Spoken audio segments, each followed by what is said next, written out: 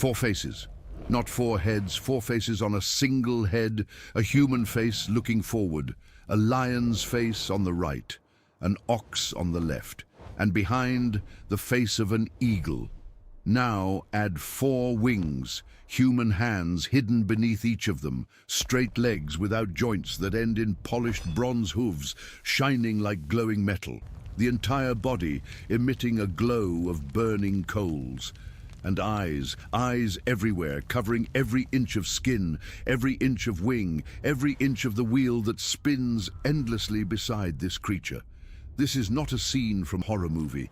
This is a cherub, exactly as the prophet Ezekiel described when he saw it with his own eyes. And the question that no one answers is simple. How did this creature turn into a fat baby with tiny bird wings hanging from a church ceiling?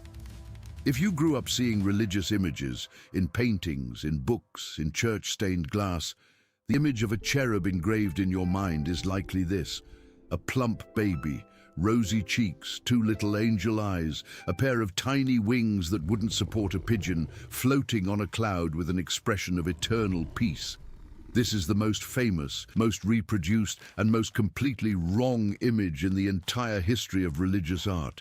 And the most impressive thing is that if you open the Bible and look for a description of a cherub, any description in any book, you won't find a single word about babies, nor about children, nor about anything remotely cute. What you will find are creatures that made grown prophets fall to the ground in terror. And that is exactly what we are going to dismantle today, piece by piece. I'm going to show you what the Bible actually says about cherubim, not what European art invented 1,000 years later. And I'm going to show you using the original sources, Hebrew texts, archaeological discoveries from Mesopotamia, excavations that unearthed stone figures with four faces and enormous wings. Because when you see what archaeologists found and compare it with what Ezekiel wrote, something chilling happens. The texts and the stones tell the same story, and that story is nothing like cute. But before we get to the biblical descriptions, I need to explain to you how the greatest image hijacking in history happened, how a being described with four faces of different creatures, covered in eyes and enveloped in fire, became a naked baby on top of a cloud. And the answer lies in a very specific period of history, the Italian Renaissance. Between the 14th and 16th centuries, Europe underwent an unprecedented artistic revolution. Painters like Raphael, Botticelli, and Titian were redefining sacred art. And these artists had a problem. They needed to paint celestial beings on church ceilings, on altars, and for million-dollar commissions from popes and cardinals. But when they went to the biblical text to look for visual references, they found descriptions that were, to be honest, unpaintable with the techniques of time. How do you represent in a fresco a creature with four simultaneous faces spinning on wheels covered in eyes? You didn't. It was too complex, too bizarre, too frightening for the decorative purpose that religious art had at that time. The solution? They looked to Greco-Roman mythology. The so-called putti, those figures of naked winged boys from classical pagan art that represented Eros and Cupid, were perfect. Beautiful, simple, harmless, easy to paint in any corner of a ceiling. And so, with a purely aesthetic decision, the Roman putti became the cherubs that the whole world knows today. It wasn't theology, it was artistic convenience, a visual shortcut that lasted 500 years and completely buried the original image. If this surprised you, comment, "I didn't know." Because now we're going to open the text and reconstruct what was buried. The first mention of cherubim in the Bible appears incredibly early, Genesis chapter 3, verse 24. It is the most dramatic scene of creation. Adam and Eve have just been expelled from the Garden of Eden, and God needs to ensure they never return, that no human being ever touches the tree of life again. And what does he place as a guard at the entrance of the garden? Not an angel with a sword, not a wall of fire. The text says exactly this: "So he drove out the man, And he placed cherubim at the east of the Garden of Eden, and a flaming sword which turned every way, to guard the way to the tree of life. Pay attention to this detail. God didn't say, put an angel there. He placed cherubim, plural, along with a sword of fire that spins on its own in all directions. The sword is not in their hands. It is a separate mechanism, an autonomous blade of fire, spinning endlessly like a supernatural barrier. And the cherubim are there as living sentinels. Think about the gravity of this scene.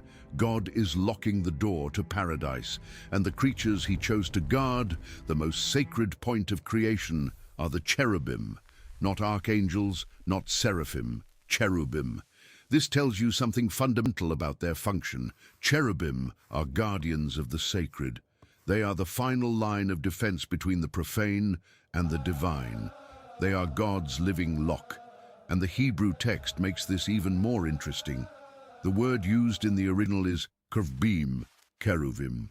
And for decades, linguists debated the origin of this word, until excavations in Mesopotamia began to unearth texts in Akkadian, the language of the Assyrian and Babylonian empires.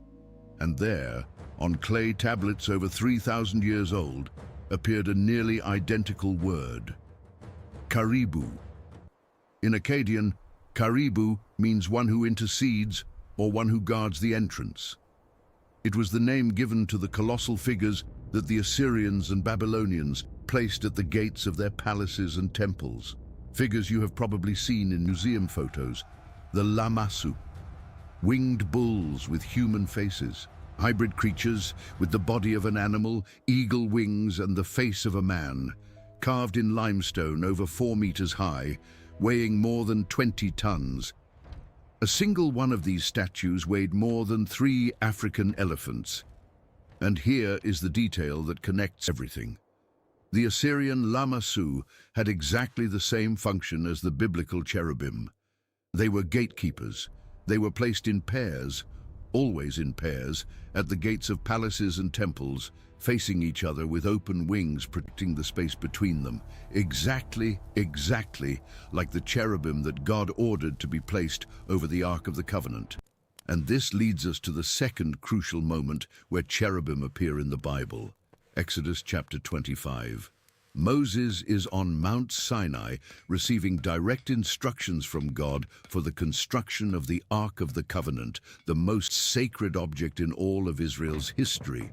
And in verses 18 to 20, God gives precise technical specifications. He says, "And you shall make 2 cherubim of gold. Of hammered work you shall make them at the 2 ends of the mercy seat. Make 1 cherub at one end and the other cherub at the other end. The cherubim shall stretch out their wings above, covering the mercy seat with their wings, and they shall face one another. The faces of the cherubim shall be toward the mercy seat."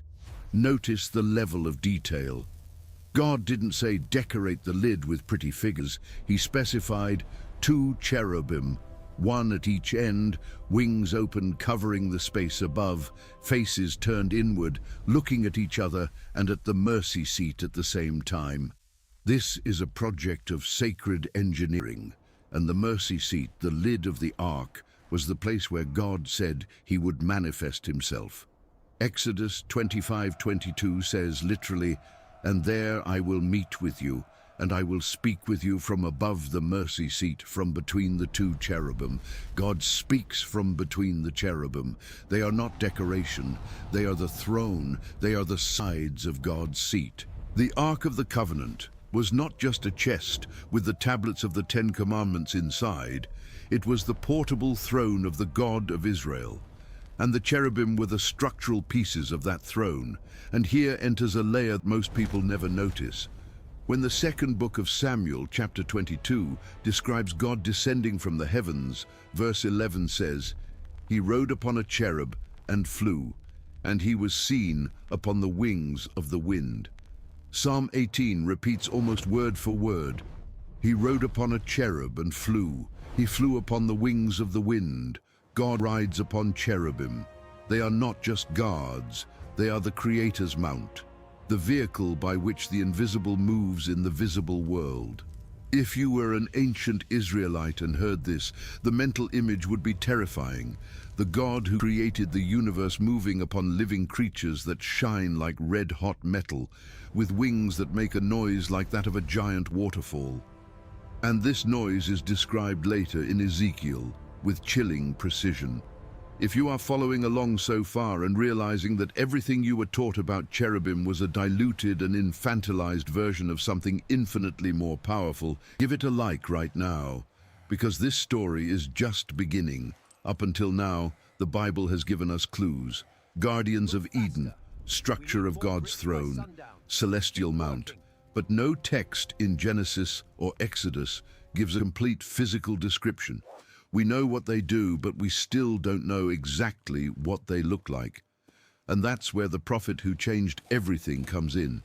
Ezekiel, son of Buzi, a Levite priest, exiled on the banks of the Chebar River in Babylon around 593 BC. To understand what Ezekiel saw, you need to understand where he was. He wasn't in a comfortable temple in Jerusalem. He was in a forced labor camp in Mesopotamia, in a colony of Jewish exiles deported by Nebuchadnezzar, surrounded by mud, irrigation canals, and people who had lost everything: homeland, temple, identity. And it is in this setting of absolute desolation that the sky opens. Ezekiel chapter 1 verse 4. Then I looked, and behold, a whirlwind was coming out of the north, a great cloud with raging fire engulfing itself, and brightness was all around it, and radiating from its midst like the color of amber out of the midst of the fire. Try to visualize this. You are in a flat field, the horizon stretches for miles in all directions, and from the north comes a storm that is not natural. A massive cloud with fire spinning inside it, the kind of fire that isn't red or orange. It is amber, like molten metal, pulsing with its own light. And inside this cloud, something is moving. 4 forms, 4 figures that seem alive, but look like nothing that exists on earth. And when this cloud gets close enough for Ezekiel to distinguish the details, what he describes in the following verses is the strangest, most detailed, and most terrifying passage in the entire Bible. Verse 5, also from within it came the likeness of 4 living creatures, and this was their appearance. They had the likeness of a man. The general shape is humanoid. They stand upright. They have upper and lower limbs. But that is where the similarity to anything human ends. Verse 6, each one had 4 faces, and each one had 4 wings. 4 faces and 4 wings per creature. And these faces are not stacked, they are not in sequence. They are positioned on the 4 sides of the head, so that each creature looks in all directions at the same time, simultaneously, without ever needing to turn its neck. Verse 7, their legs were straight, and the soles of their feet were like the soles of calves' feet. They sparkled like the color of burnished bronze. The legs do not bend. No knees. They are straight like columns, ending in gleaming bronze hooves. Not human feet, hooves. This means these creatures do not walk like we do. They move in a completely different way, and Ezekiel will explain how in a moment. Verse 8, hands of a man were under their wings on their 4 sides, human hands hidden under each wing. 4 hands per creature, hands that can grab, hold, manipulate, but that remain hidden, protected, like weapons kept under a cloak.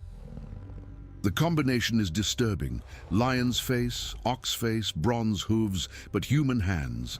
As if the creature carried within itself all the kingdoms of creation at once, the wild, the domesticated, the human, and as we will see, the celestial. And now, the faces. Verse 10. As for the likeness of their faces, each had the face of a man. Each of the 4 had the face of a lion on the right side. Each of the 4 had the face of an ox on the left side. And each of the 4 had the face of an eagle. Man, lion, ox, eagle. each representing a domain of creation. Man rules reason and civilization. The lion rules the wild animals. The ox rules the domesticated animals. The eagle rules the skies. Together, the four faces represent the totality of living creation under God's dominion. The cherub is not a pretty angel. It is a living symbol of the Creator's absolute sovereignty over everything that breathes. And their movement. Verse 12. And each one went straight forward. They went wherever the Spirit wanted to go, and they did not turn when they went. They do not turn. Ever. They don't need to. With a face pointing in every direction, they simply move to any side, without rotating their bodies. Imagine 4 9-foot-tall creatures moving in perfect synchrony, gliding on bronze hooves without bending their legs, going in any direction instantaneously as if gravity and inertia did not exist. It is a movement that obeys no physical law we know. But prepare your spirit, because we haven't even reached the scariest part, the fire. Verses 13 and 14. As for the likeness of the living creatures, their appearance was like burning coals of fire, like the appearance of torches moving back and forth among the living creatures. The fire was bright, and out of the fire went lightning. They don't just glow, they are made of something that behaves like living fire. Flames rise and fall between the 4 creatures as if there were an invisible furnace between them. And from this furnace, real lightning comes out, not metaphors. Lightning, discharges of light and energy exploding from the center of the formation. And the sound, Ezekiel describes the sound of the wings in chapter 1, verse 24, as the voice of the Almighty and the noise of an army. The flapping of these wings doesn't make a soft rustle. It makes the noise of a dam bursting, of an earthquake, of an army marching in unison. If you believe that God's power is beyond everything the human mind can imagine, comment, God is great. And now comes the detail that takes everything to another level. The wheels, because the cherubim are not alone. Beside each creature touching the ground, there is a structure that Ezekiel desperately tries to describe with the limited vocabulary of a 6th century BC priest. Verses 15 to 18. Now, as I looked at the living creatures, behold, a wheel was on the earth beside each living creature with its 4 faces. The appearance of the wheels and their workings was like the color of beryl, and all 4 had the same likeness. The appearance of their workings was, as it were, a wheel in the middle of a wheel. When they moved, they went toward any one of 4 directions. They did not turn aside when they went.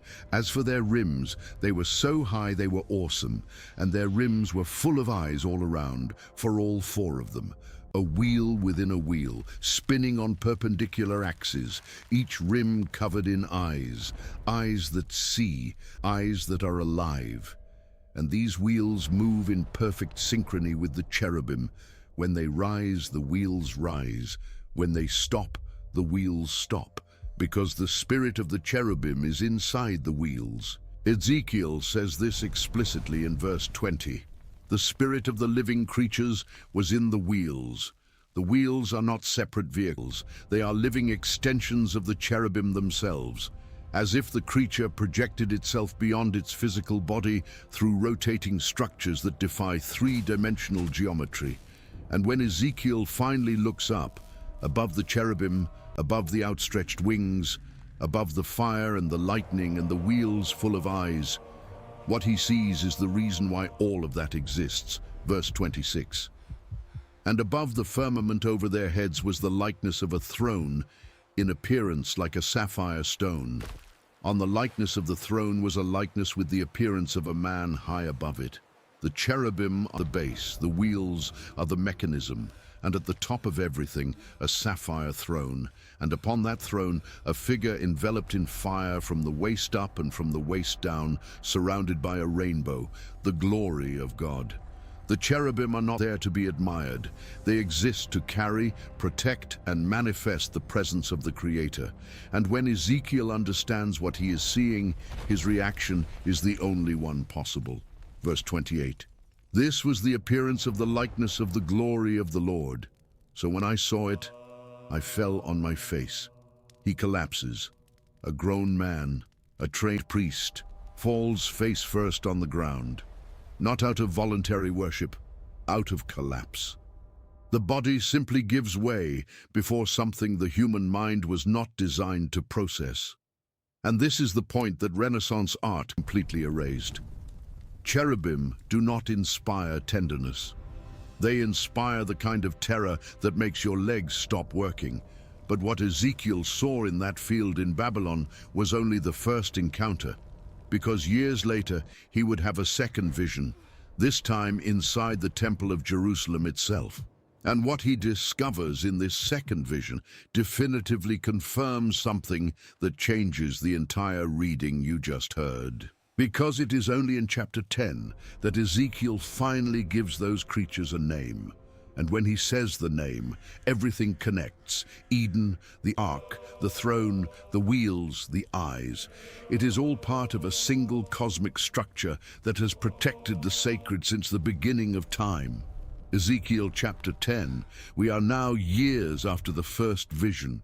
The prophet is transported in spirit to Jerusalem, not physically, but in a vision so vivid that he feels the ground beneath his feet, the heat of the air, the weight of the atmosphere, and he is taken straight to Solomon's temple. Only the temple is not as it should be. It is contaminated. Idols have been placed in the sacred courts. The people of Israel have committed abominations in the precincts that should be exclusive to God. And it is in this setting of profanation that Ezekiel witnesses something no other prophet recorded. The glory of God abandoning the temple, leaving, going away. And who carries this glory out? The same beings from the Chebar River. Verse 1 of chapter 10. And I looked, and there in the firmament that was over the heads of the cherubim, there appeared above them something like a sapphire stone, having the appearance of the likeness of a throne. It is the same structure, the same throne, the same living platform. But now, for the first time, Ezekiel does not use the generic term living creatures that he used in chapter 1. Now he calls them by name. Verse 20, and pay close attention to this sentence. This is the living creature I saw under the God of Israel by the River Chebar, and I knew they were cherubim. He knew. He didn't guess. He didn't assume. The text says he recognized them, those creatures with 4 faces, 4 wings, bronze hooves, hidden human hands, bodies of fire with lightning exploding between them. Those were cherubim, the same creatures that guarded Eden, the same ones carved over the Ark of the Covenant, the same ones God rode in the Psalms. It was all the same class of being, and Ezekiel was the first human in centuries to see them live. And the second vision adds details that the first one didn't have. In chapter 10, verse 12, Ezekiel says something he didn't mention in chapter 1. And their whole body, with their back, their hands, their wings, and the wheels that the 4 had, were full of eyes all around. In the first vision, the eyes were only on the wheels. Now, in the second vision, closer, with more time to observe, Ezekiel realizes that eyes cover everything, the entire body. Every inch of skin, if that even is skin, is dotted with living eyes that move, that observe, that follow. The back, the hands, the wings, even the joints between the limbs. The entire creature is an organ of perception. It doesn't just see in all directions through the 4 faces, it sees through the very surface of its body. There is no blind spot. There is no dead angle. Nothing in the universe escapes the vigilance of these creatures, and perhaps that explains why God chose them as guardians.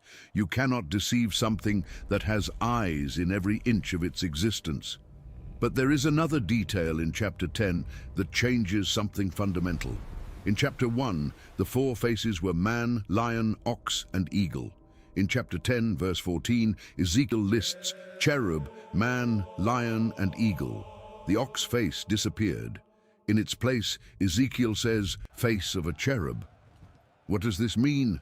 For centuries, scholars have debated this discrepancy. The most accepted explanation, and the one that makes the most textual sense, is that the natural face, the primary face of the cherub, the face that defines what it is, was that of an ox.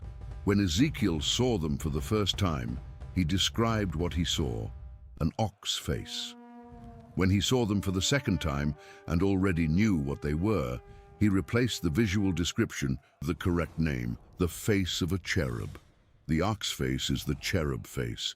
They are the same thing. And this connects back to the Akkadian etymology, to the Assyrian lamassu, to those colossal statues of winged bulls. The cherub, in its most essential form, has a bovine face. And why does this matter? Because in the ancient world of the Middle East, the bull was not just any animal. The bull was the ultimate symbol of power, fertility, and divine authority. The Egyptians worshipped the Apis bull as a manifestation of the god Ptah. The Canaanites portrayed the god El sitting on a bull throne. The Assyrians carved 20-ton winged bulls to protect their kings.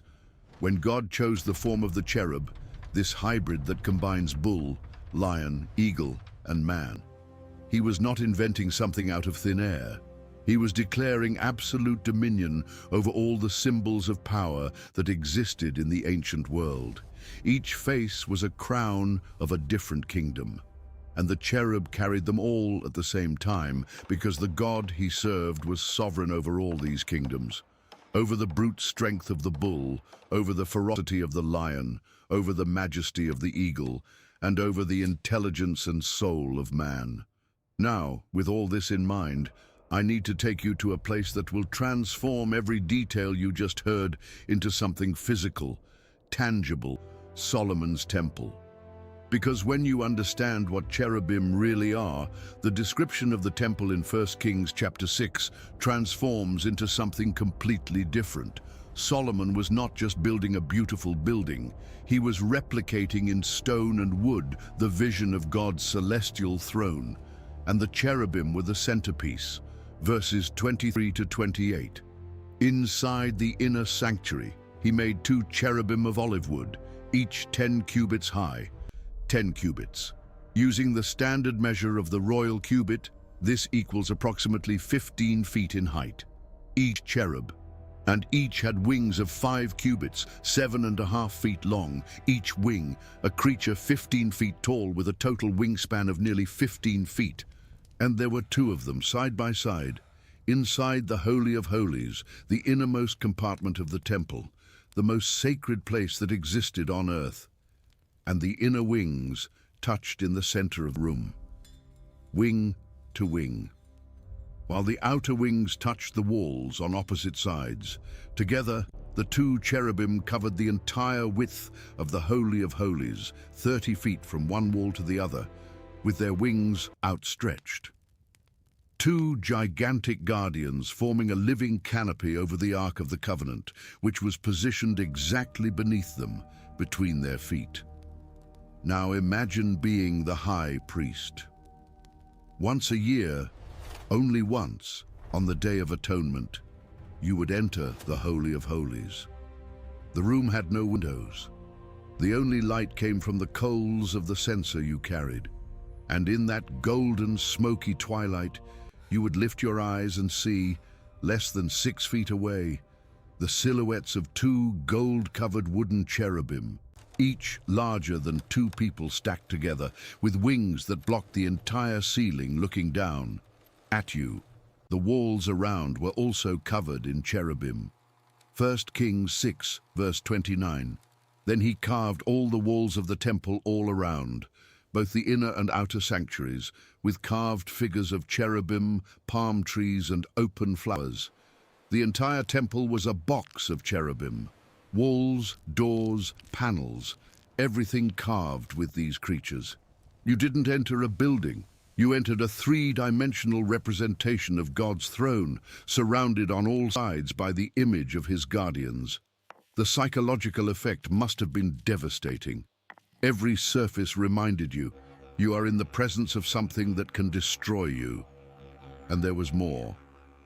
The veil, that curtain that separated the holy place from the Holy of Holies, also had cherubim. 2 Chronicles chapter 3 verse 14. And he made the veil of blue, purple, crimson, and fine linen, and wove cherubim into it.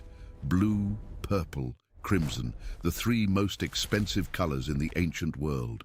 Blue came from indigo, imported from trade routes that crossed continents. Purple came from the mucus of a mollusk called murex. So rare it was reserved for kings. It is literally the origin of the expression royal purple. And crimson came from crushed insects of the genus Kermes, harvested one by one. Each thread of this veil cost a fortune, and embroidered on it, across the entire length of the fabric, were the cherubim. The last thing you saw before entering the direct presence of God was a wall of fabric with life-sized figures of these creatures. Like a final warning, pass here and there is no return. This veil, this barrier of woven cherubim, is the same veil that the Gospels say was torn from top to bottom at the moment of Jesus' death on the cross. Matthew 27 verse 51. Then, behold, the veil of the temple was torn in two from top to bottom. Think of the symbolism. The cherubim that guarded the entrance to Eden in Genesis 3, the same class of beings woven into the temple veil, were literally torn in half when Christ died. The barrier between God and humanity, guarded by cherubim since the beginning of creation, was broken. The access that Adam lost in the garden was restored on the cross, and the cherubim that blocked the way were symbolically split in two. If that doesn't give you chills, read it again. The entire Bible, from Genesis to Matthew, tells a single story of separation and reconnection, and the cherubim are the visual marker of that barrier at every point of the narrative. Now there is a confusion that needs to be resolved, because many people mix up cherubim with seraphim, and they are completely different beings. Seraphim appear in only one chapter of the Bible, Isaiah 6, and the description couldn't be more distinct. Isaiah's seraphim have 6 wings, not 4. With 2, they cover their faces. With 2, they cover their feet. With 2, they fly. And what do? They don't guard. They don't carry a throne. They worship. They cry out to one another, "Holy, holy, holy is the Lord of hosts." And their voices are so powerful, they make the doorposts of the temple shake and the room fills with smoke.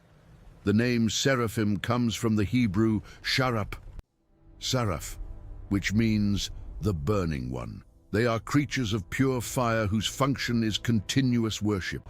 Cherubim guard and carry, seraphim worship and declare. Cherubim are beneath the throne as a base and transport. Seraphim are above the throne, flying around, proclaiming God's holiness without ceasing. They are different orders with different functions, in different positions in the celestial hierarchy. And this distinction matters because it reveals something about the architecture of heaven that most theologians ignore because it's hard to explain in simple language. God's throne, as described by the totality of biblical texts, has a structure. Below, at base, are the cherubim, sustaining, carrying, moving. They are the bedrock, the living foundation. Above them, the sapphire throne. And above the throne, flying in perpetual orbit, the seraphim declaring holiness. It is like a 3-story cosmic building. Cherubim at the bottom, the divine presence in the center, seraphim atop. And each floor has a specific function: sustenance, manifestation, worship. And on no floor of this structure is there anything remotely resembling a baby with wings. That is the irony that should bother anyone who takes the Bible seriously. The most popular image of cherubim in Western culture, those chubby putti that decorate Baroque churches and Valentine's Day cards, does not come from the Bible. It comes from Greco-Roman mythology. It comes from Eros, the god of love, portrayed as a winged child. When Renaissance artists began painting biblical scenes, they mixed the Hebrew cherub with the Greek Eros and created a hybrid that exists in no sacred text. The painter Raphael Sanzio, in his Sistine Madonna of 1512, placed two putti leaning on a balustrade at the bottom of the painting. Two fat babies with little wings, looking up with a bored air. This image became probably the most famous representation of cherubs in the entire history of art, and it is completely fabricated. It has zero biblical basis. The cherub of the Bible is 15 feet tall, 4 faces, bronze hooves, eyes covering the entire body, human hands hidden under wings, fire running between the creatures like lava in a volcano, lightning exploding from the center, gyroscopic wheels covered in living eyes, moving in synchrony with the creatures, and the sound of wings, like an army of 100,000 soldiers marching in unison. That doesn't look like a baby. That looks like something that would make an entire army drop their weapons and run. And that was exactly the intention. Cherubim were not designed to be cute. They were designed to be the last thing any being, human or supernatural, sees before entering the presence of the living God. If you are realizing the size of the chasm between what the Bible describes and what popular culture taught you, leave a like and a comment saying what surprised you the most so far. Because the story of the cherubim is not over yet. They appear one more time, in the last part of the Bible, in the book that describes the end of all things. And what John sees on the island of Patmos confirms that, from the first book to the last, the cherubim never changed. They never retired. They were never replaced. They continue exactly where they have always been, around the throne, guarding the sacred, sustaining the glory, with eyes that never close. Revelation chapter 4. The Apostle John is exiled on the island of Patmos in the Aegean Sea. An elderly man, probably the last of the 12 disciples still alive, and suddenly, without warning, he is caught up in the Spirit. A door opens in heaven, and the first thing John sees is the throne. Verse 2. Immediately I was in the Spirit, and behold, a throne set in heaven, and one sat on the throne. And around that throne, verse 6, 4 living creatures full of eyes in front and in back. Full of eyes, the same description as Ezekiel, the same eyes that covered the wheels by the Chebar River, the same eyes that dotted every inch of the body in the temple visions. 600 years separate Ezekiel from John. 600 years. And the eyes are still there, open, observing, without ever having blinked. But John adds something that Ezekiel did not record, or perhaps something that changed between one vision and another, if these creatures can change. In Revelation 4 verse 7, the 4 living creatures do not each share 4 faces. Each creature has a unique face. The first living creature was like a lion. The second was like a calf. The third had a face like a man. The fourth was like a flying eagle. They are the same 4 faces from Ezekiel: lion, ox, man, eagle, but distributed differently. In Ezekiel, each cherub carried all 4 faces simultaneously. In Revelation, each creature manifests only one, as if each cherub had specialized, or as if John was seeing the same beings from a different angle, from a perspective that revealed which face was dominant in each of them. Scholars have debated this discrepancy for 2,000 years, but what no one debates is the identification. They are the same beings, the same class, the same function, the same eyes, and there is another crucial difference. In Revelation, each living creature has 6 wings, not 4, as in Ezekiel. 6 wings. Does that number remind you of anything? It should. The seraphim of Isaiah 6 also had 6 wings. And this is where biblical theology gets fascinating, because John seems to be describing creatures that combine characteristics of cherubim and seraphim at the same time. Eyes all over the body, like Ezekiel's cherubim. 6 wings, like Isaiah's seraphim. And the function? Verse 8. And they do not rest day or night, saying, Holy, holy, holy Lord God Almighty, who was and is to come. That is the seraphim's phrase, word for word. The same trisagion, the triple holy, that Isaiah heard 700 years earlier. So what is John seeing? Cherubim that became seraphim, seraphim that were always cherubim, or a more complete revelation of creatures that always had both functions, to guard and to worship, but were shown partially to each prophet, according to each one's capacity for understanding.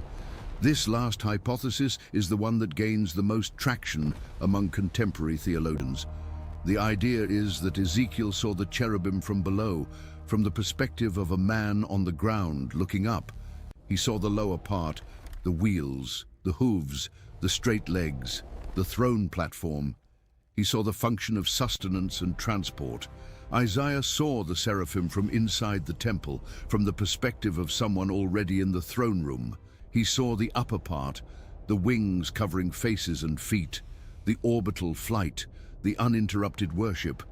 John, in Revelation, saw the entire creature, from all angles, with all attributes, cherub eyes, seraph wings, the perpetual worship that unites both functions.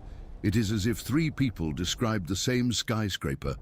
One saw the foundation, another saw the lobby, and the third saw the entire building from a helicopter. None were wrong. Each saw the part that God allowed them to see. And what these living creatures do in Revelation is not passive.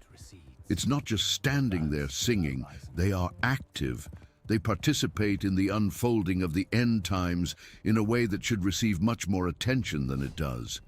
In chapter 5, when the Lamb, Jesus, takes the book sealed with 7 seals, the 4 living creatures prostrate themselves before him, creatures that sustain the throne of God. Creatures that saw the creation of the universe, that guarded Eden, that carried the glory for countless millennia. These creatures bow before the Lamb. This gesture communicates a theological truth that no sermon can equal. If the cherubim, the supreme guardians of the sacred, recognize the authority of the Lamb, then the Lamb is, at the very least, equal to what they guard. And what they guard is God himself. But it is in chapter 6 that the cherubim of Revelation do something no one would expect. The 4 horsemen. Everyone knows the 4 horsemen of the apocalypse, the white, the red, the black, the pale. But almost no one knows who summons them. Verse 1. Now I saw when the Lamb opened one of the seals, and I heard one of the 4 living creatures saying with a voice like thunder, "Come and see!" A cherub. It was a cherub who called the first horseman. And when the second seal is opened, verse 3, I heard the second living creature saying, "Come and see." Each horseman is summoned by the voice of a different cherub. The 4 plagues that begin the final judgment of humanity, war, famine, pestilence, death, are literally called into existence by cherubim. The same creatures that guarded Eden to prevent humanity from accessing the tree of life are the ones who now summon judgment upon humanity. Guardians at the beginning, judges at the end. The symmetry is so perfect it seems choreographed since the foundation of the world. Think of the complete arc. Genesis 3, cherubim are placed at the entrance of Eden with a flaming sword to block the way to the tree of life. Humanity is prevented from accessing eternity. Revelation 6, cherubim summon the horsemen who bring judgment. And then, at the very end of Revelation, chapter 22, verse 2, the tree of life reappears in the middle of the New Jerusalem, accessible to all, with no cherub blocking the way. The cycle closes. What was guarded in Genesis is released in Revelation. And the cherubim, who throughout the entire biblical narrative functioned as the barrier between the sacred and the profane, between God and humanity, fulfilled their function until the end, until the barrier was no longer necessary. And this permanence is what makes cherubim different from any other being in the Bible. Angels appear and disappear. Archangels are mentioned in a handful of verses. Seraphim emerge in a single chapter. But cherubim cross the entire Bible, from cover to cover. From the first garden to the last city, from Eden to the New Jerusalem, They are the only supernatural element that appears in the first book and the last, that appears in creation and in consummation, that appears in the loss of paradise and in the restoration of it. And throughout this entire journey, they never change their function. They guard, they protect, they sustain, they carry, and they observe with eyes that never close. Now, before closing, there is a question that is rarely asked, but which, after everything we have seen, becomes inevitable. Why these forms? Why the bull, the lion, the eagle, and the man? Why not 4 human faces? Or 4 angel faces? Why a hybrid that mixes the animal kingdom with the human kingdom? The Jewish tradition of the Midrash offers an answer that is, at the very least, elegant. According to the Midrash Rabbah, each face represents the most excellent of its category. The lion is the noblest among wild animals. The bull is the strongest among domesticated animals. The eagle is the most majestic among birds. And man is the highest among all creatures. The cherub is the combination of the 4 pinnacles of creation, the best of each category fused into a single being. And this being exists for a single purpose: to serve the Creator. The implicit message is brutal in its simplicity. If the best of all creation, the strongest, the noblest, the most majestic, the most intelligent, exists only to serve God, then what remains for all the rest of creation? The answer is obvious, and it is uncomfortable. And perhaps that is why Renaissance artists preferred to paint babies with little wings. There is one last detail that almost never appears in studies about cherubim, but which is perhaps the most revealing of all: the hands. Ezekiel 10, verse 8. The cherubim appeared to have the form of a man's hand under their wings. Under the wings, hidden, not exposed like predator claws or warrior fists, hidden with delicacy, like something intimate. And these hands are described as human. In creatures that have bronze hooves, that have bodies of fire, that have eyes in every inch, the hands are human. Why? Why, in the midst of all this supernatural monstrosity, place hands that look like ours? Perhaps because hands are the instrument of the will. They are what executes, what touches, what builds, and what destroys.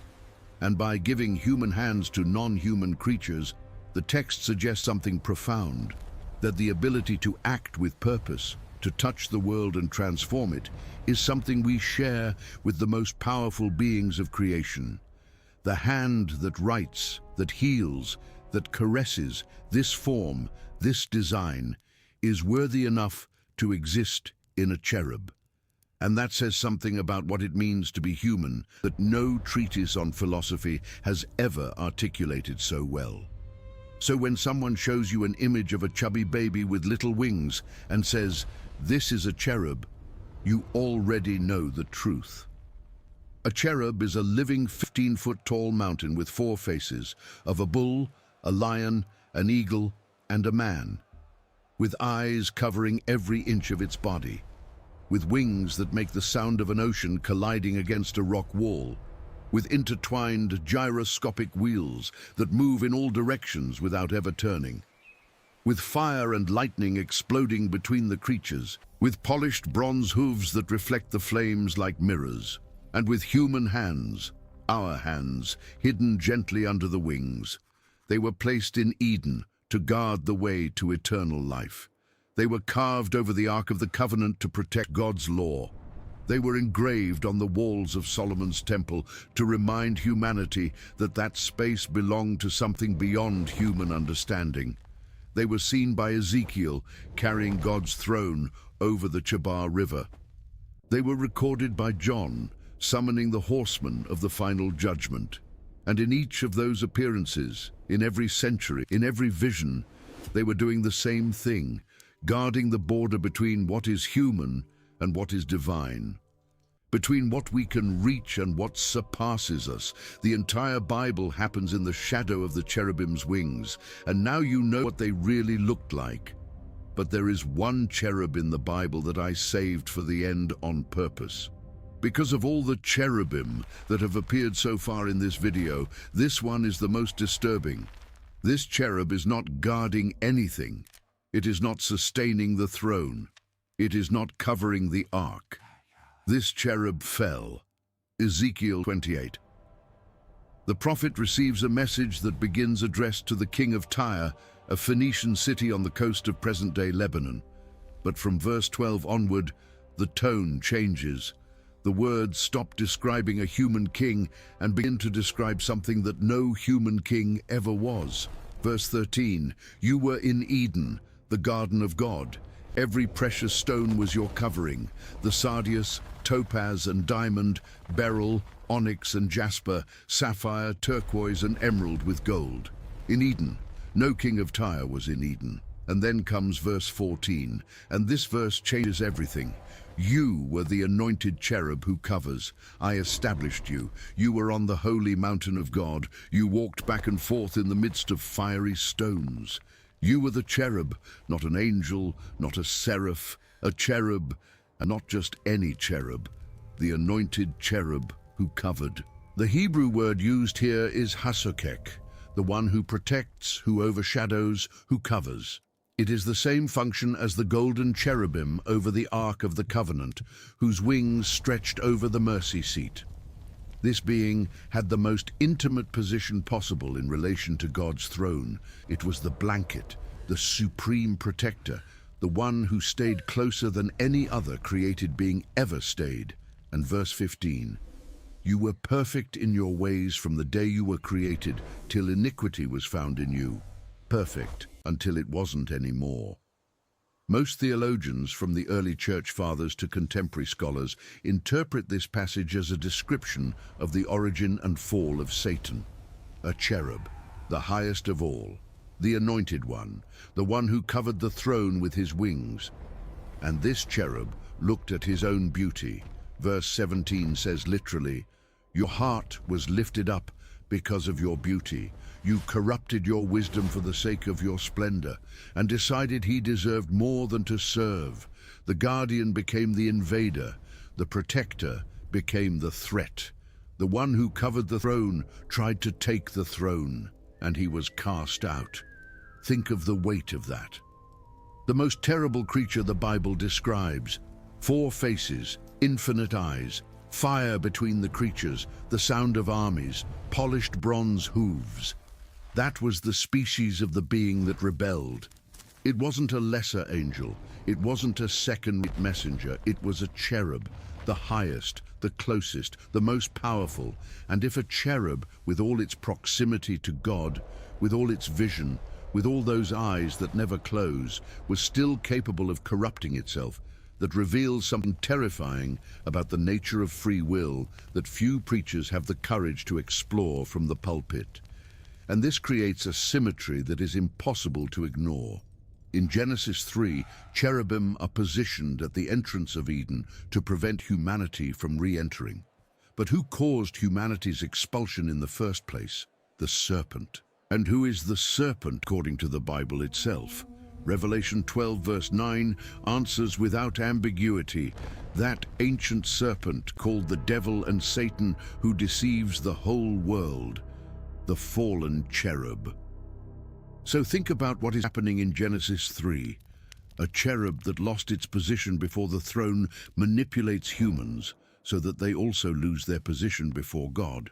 And then other cherubim of the same species, the same order, are sent to ensure the expulsion is irreversible. Cherubim against cherub, guardian against guardian. Both sides of the first spiritual war in the Bible are occupied by the same category of being. And if that seems too extraordinary to be a coincidence, it's because it probably isn't. Cherubim are not side characters in the biblical narrative. They are the frame. Every critical turning point in the story, the fall, the expulsion, the covenant, the temple, the exile, the vision of the throne, the final judgment, has a cherub involved. They don't appear where the story is pretty. They appear where the story is dangerous, where the border between the human and the divine is too thin, where a wrong step means annihilation. And that is precisely why their description is so terrifying. Cherubim are not decoration. They are signage. They are a living warning, with 4 faces covered in eyes, surrounded by fire, communicating the same thing as a high-voltage sign on an electric fence: do not touch, do not approach, unless you have authorization. And here is something that connects all of this to the modern world in a way that might be uncomfortable to hear. We, as a civilization, have done with cherubim exactly what we do with everything that scares us. We domesticated them. We reduced them. We turned them into something palatable. Instead of confronting the image of a 15-foot being with living eyes covering its entire body and fire running between the creatures, we prefer the chubby baby with little wings. We prefer Cupid. We prefer the version that fits on a Valentine's Day card. And we did this not out of ignorance. The texts were always there, available to anyone who opened a Bible and read. We did it for comfort, because the real version demands something of us. The real version says that there is something so much larger, so much more powerful, so much more complex than anything humanity has ever built, that it required guardians that our minds can barely process. The domesticated version says that heaven is cute, harmless, full of little children playing harps on pink clouds. And if there is one thing the Bible never, in any verse, in any book, in any testament, suggests, it is that heaven is harmless. The theologian Rudolf Otto, in the early 20th century, coined the term mysterium tremendum et fascinans, the mystery that makes one tremble and at the same time fascinates. He argued that authentic religious experience always contains an element of terror. Not terror in the sense of cheap horror movie fear, terror in the sense of being before something so vast that your entire existence, compared to it, becomes a grain of dust floating before a galaxy. Cherubim are the exact materialization of this concept. When Ezekiel saw them, he fell face down on the ground. When Isaiah saw the seraphim, the cousins of the cherubim, his immediate reaction was to scream, "Woe is me, for I am undone." When John saw them in Revelation, he wrote with the desperate language of someone trying to translate the untranslatable. None of these prophets saw anything cute. None of them came out of the experience smiling. They came out transformed, broken and reconstructed. Cherubim do not exist in the Bible to comfort us. They exist to confront us with the reality that the distance between us and the sacred is so vast that it requires unimaginable creatures to be patrolled. With the truth that the universe contains entire categories of existence that we cannot even visualize, let alone understand. With the fact that the same God who designed the fragility of a flower petal also designed beings with 4 faces, wings that make the sound of oceans, and gyroscopic wheels covered in living eyes. Creation is not gentle, it is complete, and cherubim occupy, in that complete catalogue, the space between us and something we cannot touch, at least not yet. Because if Revelation 22 promises what it seems to promise, that the tree of life will again be accessible, that the separation between the human and the divine is finally over, that the veil was torn once and for all, then perhaps at the end of all things the cherubim will finally rest. After millennia guarding a border, the border disappears. After entire eras blocking access to eternity, access becomes universal. The flaming sword is extinguished, the wings that covered the mercy seat open for the last time, and the eyes, those infinite eyes that never blinked, that saw every second of every era since the foundation of the world, perhaps finally contemplate the only thing they hadn't yet seen, a creation where there is nothing left to guard, because everything finally is holy. If you want to continue discovering what the Bible actually describes, without filters and without embellishments, click on the video appearing on your screen now.